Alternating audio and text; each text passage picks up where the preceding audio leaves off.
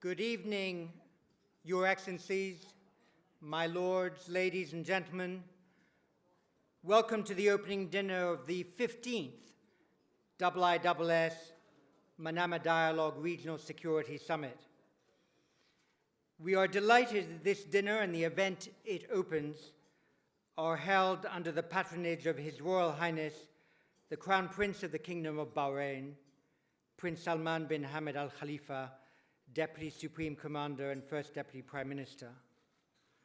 We are honored by the superb support given to the Manama Dialogue process by His Majesty King Hamad bin Isa bin Salman Al Khalifa. And it is a particular pleasure for me to acknowledge the presence this evening of Deputy Prime Minister Sheikh Mohammed bin Mubarak Al Khalifa, with whom I started this enterprise in 2004. Thank you for your foresight and for your consistent support to this exercise in defense diplomacy. Tomorrow we have an amazing program of plenaries with ministers, national security advisors, military leaders and legislators from Europe, the United States, the Middle East, Africa and Asia, addressing the most pressing security themes of the moment. On Sunday, cybersecurity, international law, gray zone warfare, conflict and stabilization will be themes addressed by experienced leaders and experts of diverse backgrounds and perspectives. We know that this 15th Manama Dialogue will be an intellectual treat and offer numerous opportunities for intergovernmental consultations and policy formation.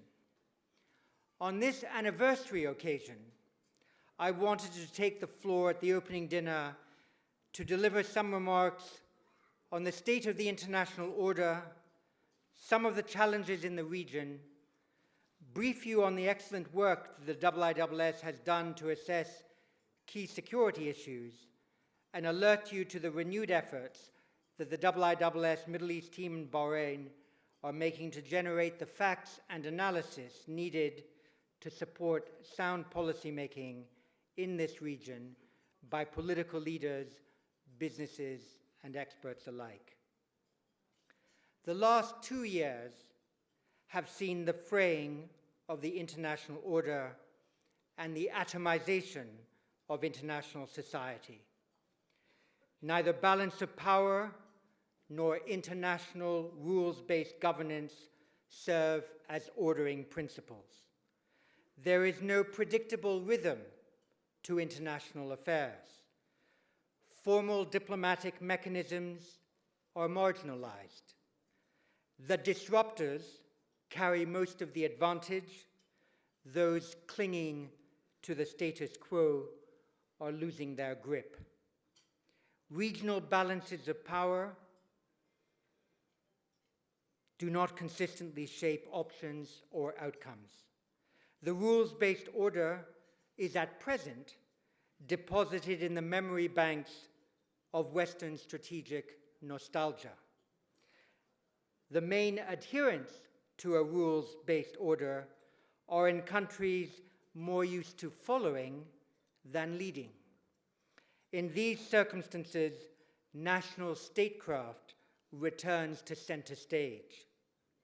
Strategic self-determination is now widely perceived as an absolutely necessary survival skill.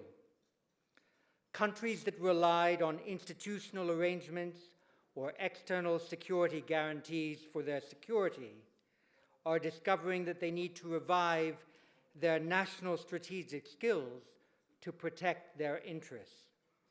States that are unhappy with the international order or wish to create their own are finding weaker resistance to their efforts to change things in their favor.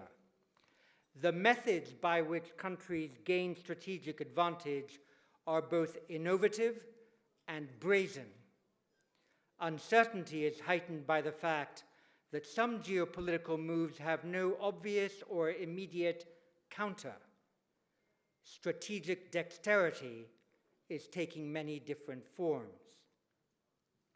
The rise of influence operations as a central element of statecraft is powerfully affecting regional calculations and complicating national and allied responses. Many in Europe are concerned by the way in which Russia has used the rougher forms of state power in rebellion against the softer impulses of the European institutional order.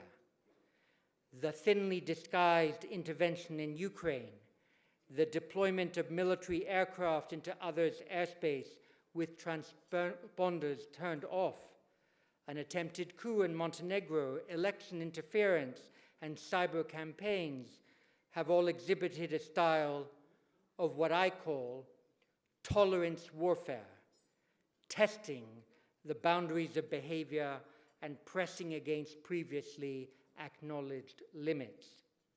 In Asia, China's physical encroachments in the South China Sea and more recently politically in Pacific island states have troubled ASEAN and worried even larger neighbors.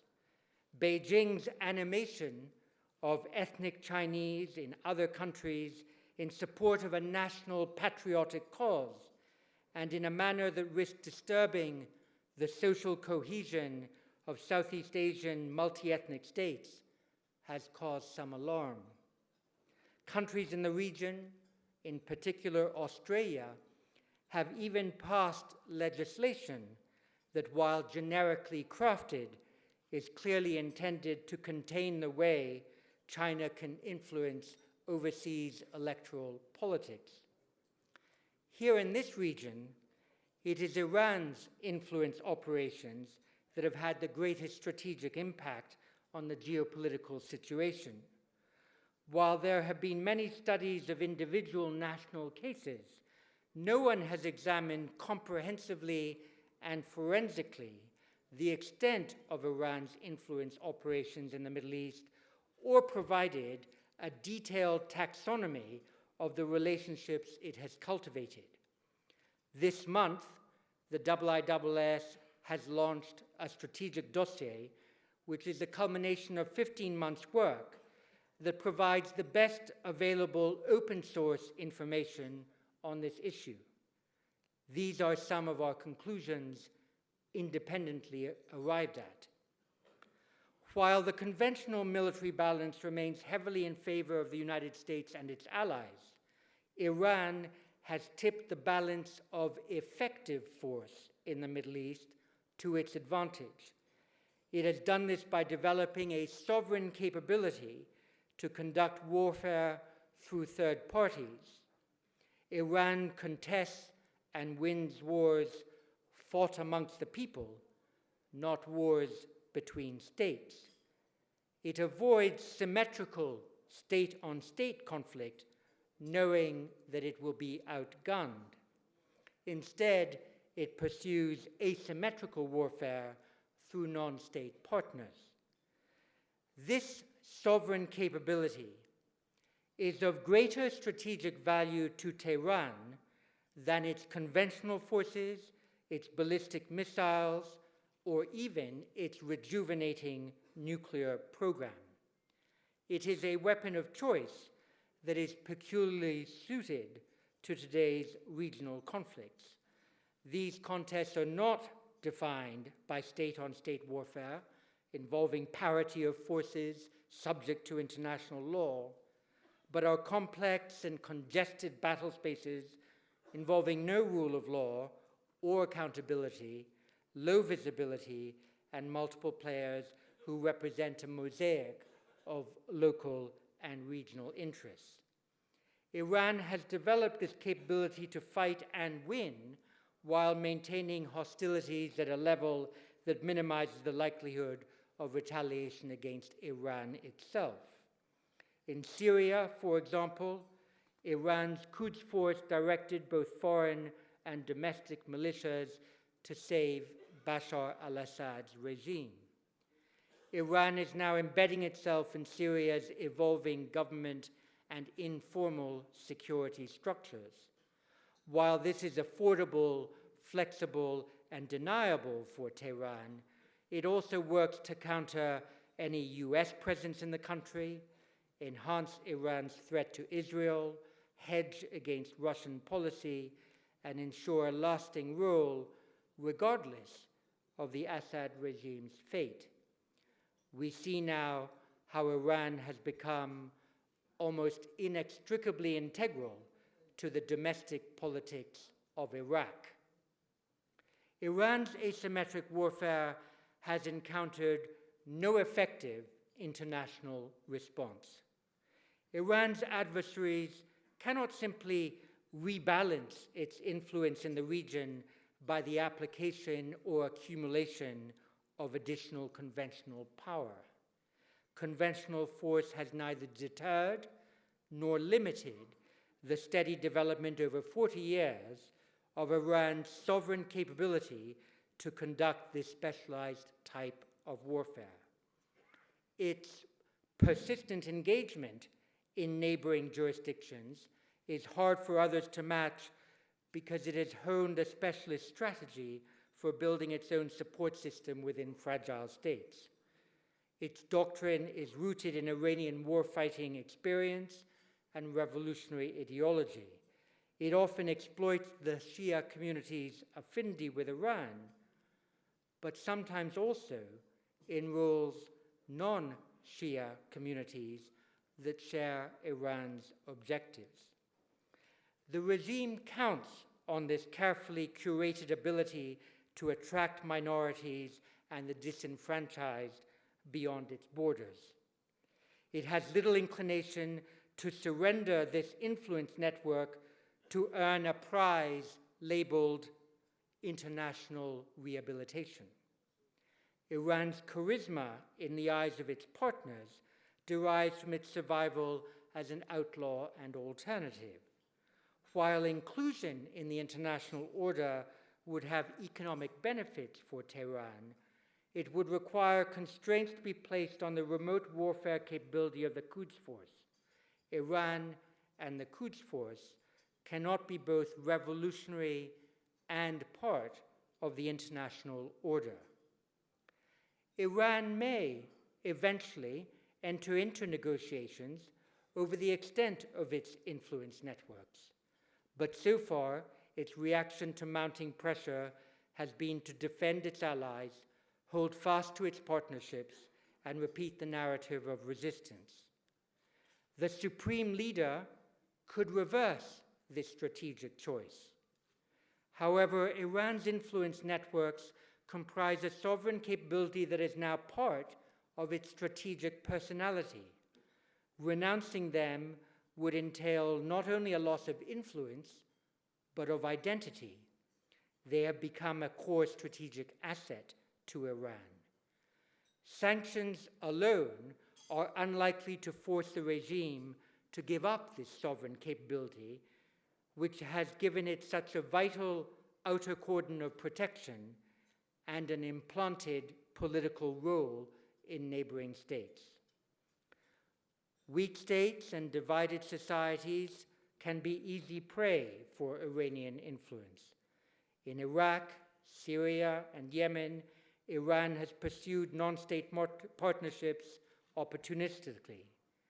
In countries that have been able to develop a measure of good governance, Iran's ability to develop influence networks has been blunted, limiting any ambition to create the next Hezbollah.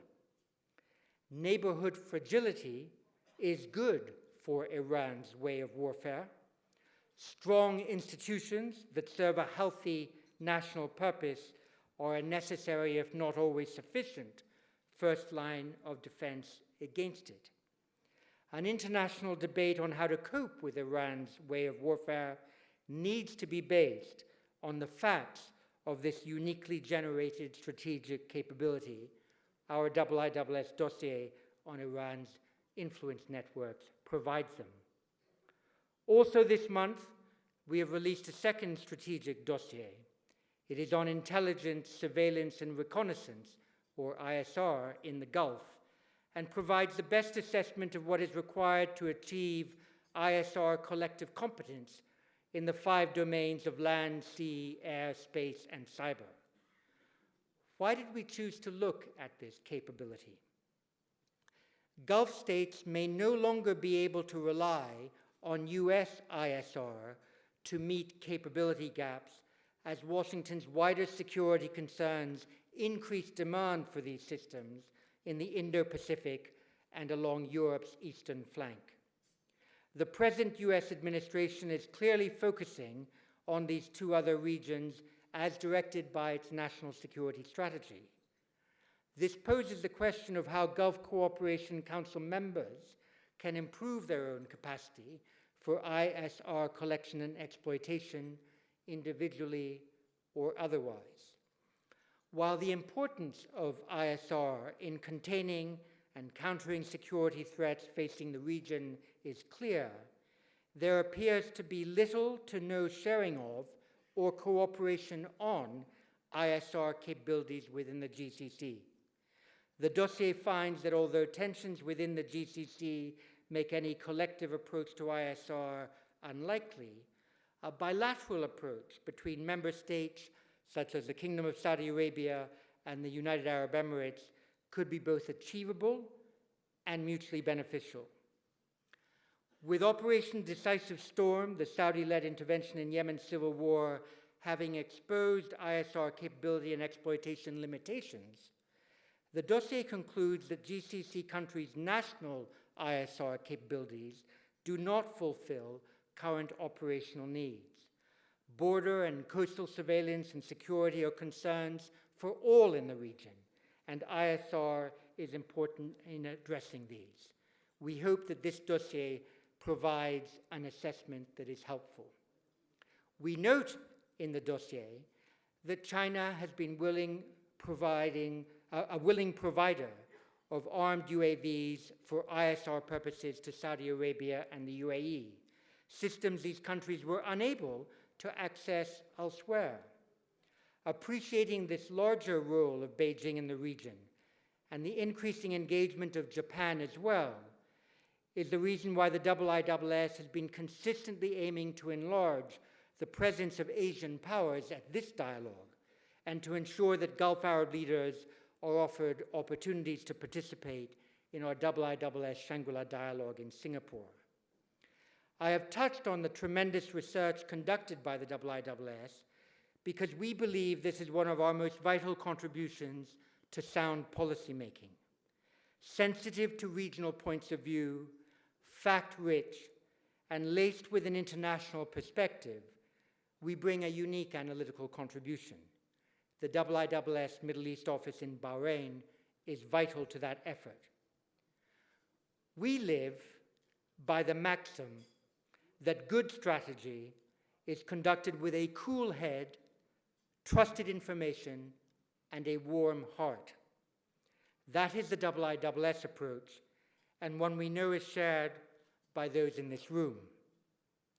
At the very first Manama Dialogue, I asked then Saudi Foreign Minister, His Royal Highness Prince Saud Al Faisal, to define what he thought were the key elements of Gulf security.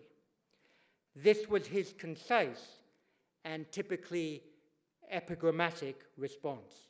He said, "Gulf security depends on a united GCC, an integrating Yemen, a stable Iraq, and a friendly Iran. We are only millimeters closer to one or two of those goals this year than we were last year.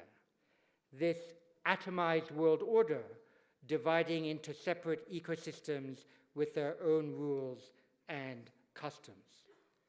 Power and influence will accrue to those who can navigate best between them, lead effective networks in the absence of institutions, and build coalitions when alliances have withered. Informal mechanisms can have disproportionate roles when formal institutions have lost their capacity to mold collective attitudes and shape joint action for noble purpose. This Manama Dialogue is one such informal mechanism, and the IISS puts it at your service. Let us hope that with the strategic imagination of leaders in this region and the constructive engagement of ministers from Europe, the Americas, Asia, and Africa, that over the next 15 years, the IISS Manama Dialogue and the community of leaders that it cultivates, especially in the younger generation, can play its role in building peace and prosperity in this part of the world.